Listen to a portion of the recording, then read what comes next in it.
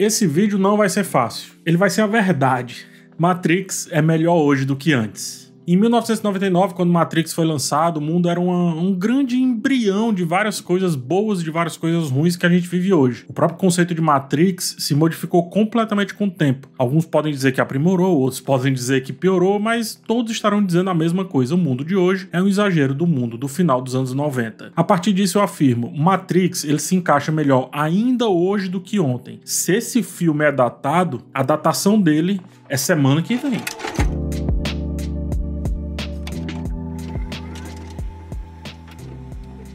Matrix 5 foi confirmado pela Warner e tão logo que essa confirmação aconteceu, muita gente começou aquela célebre reclamação. Matrix, pra quê? Outro Matrix? Eu nem pedi isso. De fato, a gente não precisa de outro Matrix. Mas quem sabe pode ser essa uma boa maneira de aproveitar para repensar o primeiro Matrix, só que 25 anos depois. Nesse vídeo, eu vou explorar as conexões entre o mundo retratado no primeiro filme, o filme de 1999, e o mundo atual, hoje. Vou destacar como certas previsões, entre aspas, se concretizaram de formas explícitas e outras de maneiras bem mais sutis. Diferente dos meus vídeos habituais, que são mais corridões e tal, aqui é mais blocado, é mais segmentado, tá? Cada bloco eu trago um comparativo, contexto de ontem, contexto de hoje, e como Matrix nos ajuda a pensar essas duas coisas. Isto posto, vamos lá ao que interessa, e eu começo falando sobre o medo do digital.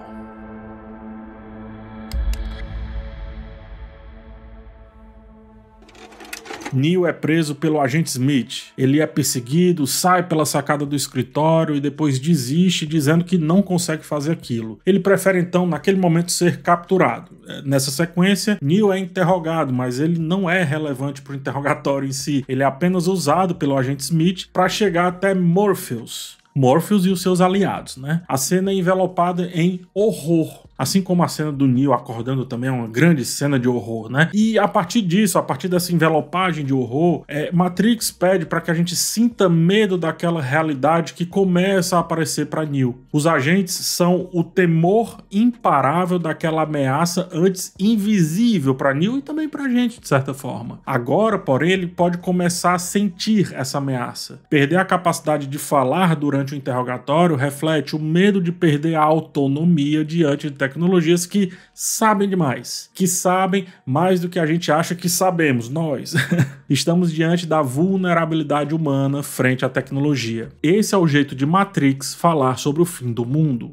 Quando Matrix foi lançado em 99, haviam muitos medos relacionados ao digital, tá? Muitos medos. Esses medos eles começavam, inclusive, a pautar o imaginário popular, seja via noticiários, debates, conversas, enfim. Era muita coisa que acontecia. Muito disso, inclusive, vinha por conta do tal bug do milênio, uma das pautas mais recorrentes da época. Dizia-se que os computadores estavam preparados para funcionar só até 1999, o ano de Matrix, né? E quando os dígitos virassem para 00, 2000, logo no Réveillon, as tecnologias iriam colapsar. Sabemos, não foi isso que aconteceu, mas o medo que havia na época é muito importante para a gente perceber e levar em consideração quando falamos de Matrix, porque além de ser um filme essencialmente pessimista, ele é também muito alardioso, que é o jeito que tratavam na época as tecnologias. Não mudou muito, né? Vamos falar sobre isso. Olha bem como o medo do digital nesse contexto do filme fez ele descambar a sua premissa de fim de mundo, a sua ideia de fim de mundo, justamente na minimização do indivíduo, do ser humano. Afinal, ali no mundo real de Matrix, nós viramos meras baterias a favor das máquinas. Outros filmes apocalípticos, como Mad Max, só por exemplo, mostra que o meio se torna inóspito enquanto nós tentamos sobreviver nesse contexto estranho, insólito.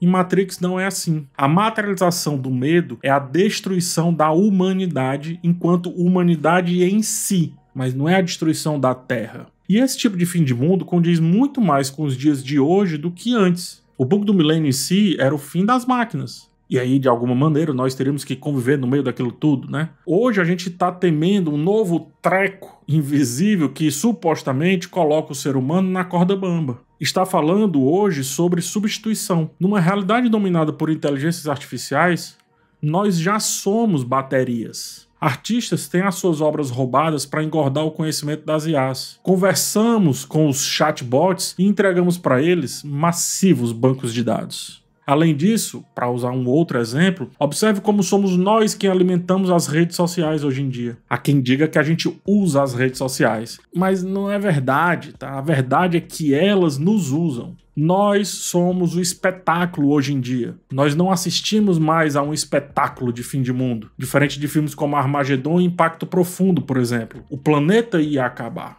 a Terra ia acabar. Aqui não é bem assim. Somos nós.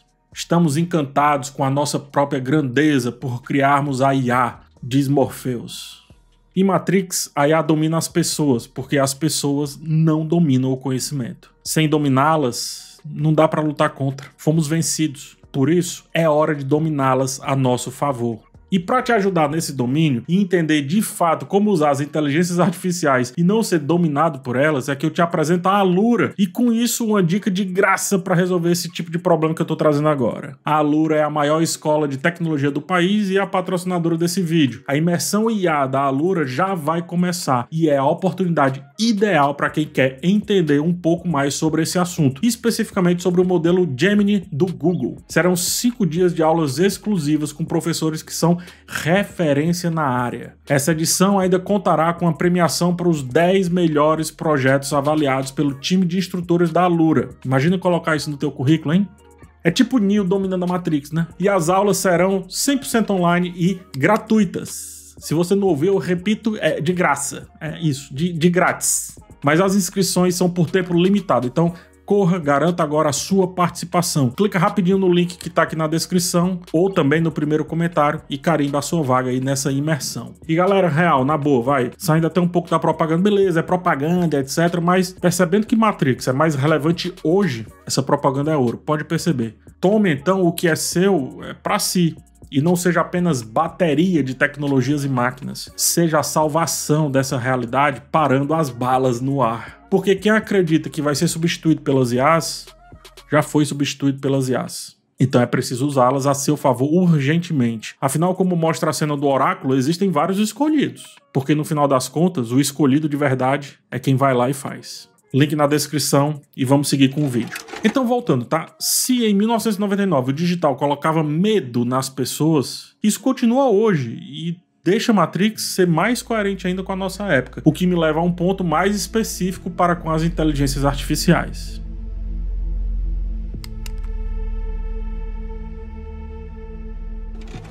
Neo é apresentado para o mundo fora da Matrix. Na Nabucodonosor ele começa seu treinamento. Primeiro um companheiro faz um upload de jiu-jitsu, né? Ele diz, eu sei jiu-jitsu.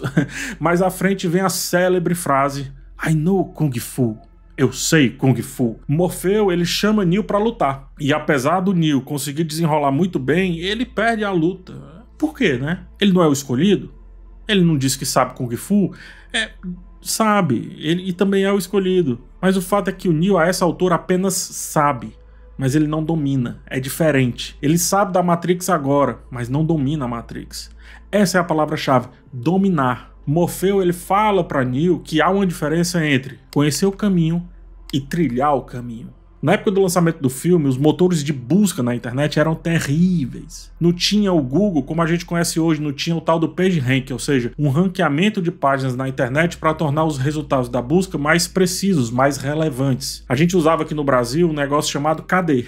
Você digitava e vinha ali um monte de, sei lá, um monte de site meio nada a ver, ou se não, sempre os mesmos sites, sempre os mesmos resultados. Depois de lançado o buscador do Google, isso se expandiu demais. O impacto foi absurdo. E eu digo que tão grande quanto o impacto que está acontecendo agora dos chatbots com as IAs e etc. Ora, se antes a gente tinha que escavilhar para achar algo, agora, depois do Google, um clique de distância a gente está lá na suposta melhor página. Era como Neo dizendo que sabia Kung Fu, ou Trinity aprendendo a pilotar um helicóptero em segundos. Eu lembro demais da sensação maravilhosa, porque nessa época eu começava ali a estudar filosofia, tô falando de 2002 por aí, e era incrível ter acesso ao que antes eu precisava ouvir alguém falar, ou ir numa biblioteca, ou pesquisar numa enciclopédia. Isso mudou e muito o meu jeito de ver o mundo. Não tô dizendo que foi pra algo muito legal, tá? Mas eu lembro de pensar, por exemplo, que talvez eu não precisasse sequer mais ler um livro. Era só buscar no Google e tava lá o conhecimento. Mais ou menos, né? Porque aí eu volto àquela questão. Eu tava conhecendo o caminho ou eu tava trilhando o caminho? Olha como o aprender Kung Fu do Neo é mais presente hoje do que ontem. Hoje o sujeito assiste um TikTok de 30 segundos e afirma categoricamente: é isso, eu tenho TDAH. A partir daí a realidade dessa pessoa muda completamente. Essa pessoa é dominada por essa persona que encontra nas redes, sem mais conseguir dissociar o que é um transtorno de fato e o que é uma vida escolhida. É a ideia do ovo e da galinha, saca? A opinião médica, bom, aí a gente depois que vê. E isso acontece com o Neo. Quando ele vai sair da Matrix, ele aceita lá a pílula vermelha oferecida pelo Morpheus e começa a estranhar o espelho que tá aqui do seu lado. Ele toca o espelho começa a se liquefazer e a substância prateada vai ali espalhando-se pelo corpo de Neo e dominando-o completamente. Nossa relação com os chatbots é mais drástica ainda, por isso mais parecido com esse domínio que a gente vai tendo. Fulano pede para um IA falar algo, ele lê aquele algo e rapidamente assume aquilo como começo, meio e fim do saber. Digo mais, pede um resumo do resumo para fazer bastar. Passa vergonhas que eu passei lá em 2002 falando sobre filosofia, tendo lido apenas o primeiro resultado do Google. Peça para uma IA generativa te explicar o que é cyberpunk. Tá aí na tela o que ela disse, ó, pausa e dá uma olhada. Ela até explica direitinho, contextualiza, traz exemplos e tal, mas peça agora para ela te explicar como se você fosse uma criança de 5 anos de idade. O resultado é o seguinte: cyberpunk é um mundo cheio de luzes coloridas, mas onde nem tudo é feliz. Fim. Estamos, desde 1999, na sociedade do resumo, só que hoje cada vez mais, porque hoje no online, poucos buscam profundidade e cada vez menos profundidade. Falando inclusive sobre essa questão do online, né? Realmente houve um tempo em que ficávamos online. Hoje a gente precisa ficar offline, é o contrário. Porque hoje a gente vive a Matrix mais do que a gente vivia em 1999.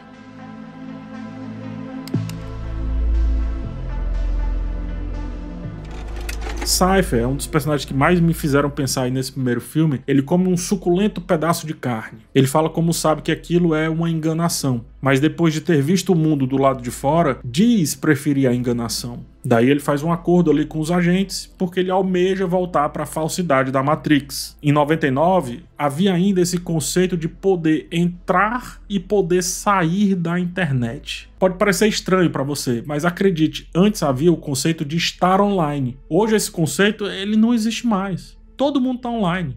Ninguém acessa a internet. Nós estamos na internet e fim. Tá aqui no nosso pulso, tá ali no celular, tá em todo canto. Tá na Alexa que tá do meu lado e desculpa por ativar a sua.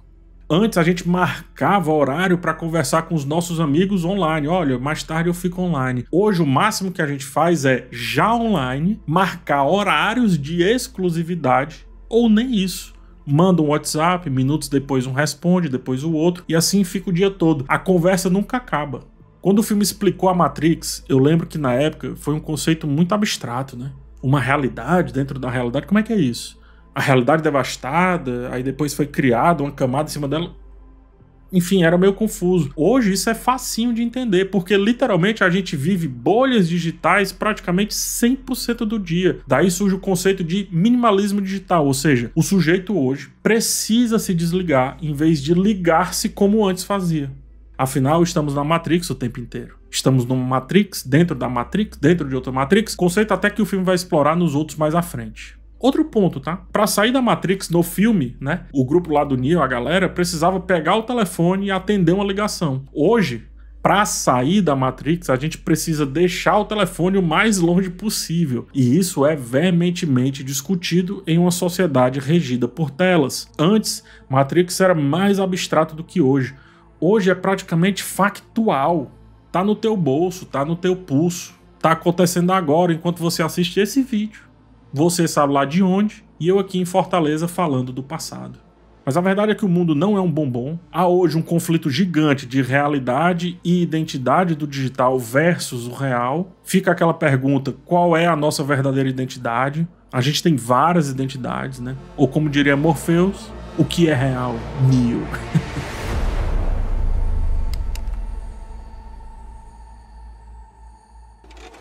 Enquanto luta com o Neo ali no trem, mais pro final do filme, o agente Smith chama Neo de Anderson, como ele costuma chamar durante todos os filmes, né? Neo então responde: Mr. Anderson é o caralho, meu nome agora é Zé Pequeno. Ou digo, meu nome agora é Neo. Antes, também por conta desse papel do digital começando a crescer na sociedade, e aqui eu falo sobre as primeiras redes sociais ou os primeiros aplicativos de chat, como por exemplo o Mirk ou o ICQ ou então os fóruns que tínhamos, um dos assuntos que permeava essa época era uma certa redefinição do que é identidade. Aqui abre parênteses, tá? Esse assunto ele pode descambar para outras questões, como questões de gênero, mas não é sobre isso que eu tô falando no recorte desse vídeo, e eu não seria leviano em tratar um tema tão interessante e complexo num tópico só de um grande vídeo, ainda mais eu falando sobre isso e não trazendo outra pessoa para falar sobre. Show? Fecha parênteses. Eu me refiro a essa crise de identidade, como por exemplo acontecia até na época dos games, do começo dos games, né, onde a pessoa era conhecida por um apelido no fliperama e não necessariamente pelo próprio nome ou até pelo próprio rosto. No Mirk, por exemplo, eu tinha dois nicks que eu usava, era Lancelot e Highlander. As pessoas que eu conhecia ali no Mirk, eles me chamavam de Lancelot, e talvez não saibam até hoje qual é o meu verdadeiro nome. Porém, uma coisa que eu me lembro é que antes, essa questão do nome era pauta. Saber o nome da pessoa era pauta. Era uma pergunta, né? Nomidade. Hoje nem tem mais isso, né? Vocês mesmos me conhecem por um apelido e é completamente aceitável me chamar por ele e não por Rafael, que é o meu nome. Então o digital trazia algo que hoje é super comum e na época era refletido como um início de crise de identidade ou de crise de realidade que fazia as pessoas vez ou outra se perguntarem: eu sou o mesmo cara que tá no online estando offline? Ou vice-versa? Como que é essa relação? Hoje, qual é a nossa verdadeira persona? Como somos para os nossos amigos online? Ou como nós somos para os nossos pais, por exemplo? Curiosamente, aceitar-se Neo, foi uma das coisas fundamentais no domínio de Neo da Matrix. Só depois disso ele parou ali os golpes do agente Smith rapidamente. Teve o lance do bullet time, etc. Ele até entra no agente, destrói ele por dentro. Ele vira um só com a Matrix. Neo, porém, era o seu apelido hacker. Era seu apelido nas redes. Neo é uma construção do Anderson. Ao mesmo tempo, Anderson é uma construção da Matrix. Mas mesmo assim, o Neo, uma construção desse cara, é mais real do que o Anderson. É como se essa minha persona fosse mais real do que Rafael. Perceba como estamos em uma época que as pessoas não sabem sequer dissociar avatar de gente. Preferem integrar-se com a figura que criam no digital a ponto de excluírem-se da sociedade real e até excluir o outro. Afinal, você pode bloquear qualquer um. E só reconhecemos o outro através do seu avatar, que parece bastar. Muitos degringolam quando não se pode viver o digital no real. Padecem diante da inoperância da sua imagem em uma realidade que não é a dos aplicativos e que não é a dos feeds infinitos. A verdade no digital é um avatar. E o avatar é um mito. PH, como você conhece aqui, é um mito. Ou como diz Morfeu para o Neo, a sua aparência na Matrix é o que chamamos de autoimagem residual. Essa minha imagem é só o resto da imagem do Rafael. PH é um pedaço muito pequeno do meu nome. Rafael, filho da Dona Graça, é muito menos interessante para ti porque é complexo demais. Aqui não. Aqui é a melhor parte. E é muito fácil de entender também. Aqui são só 2 letras. E fim.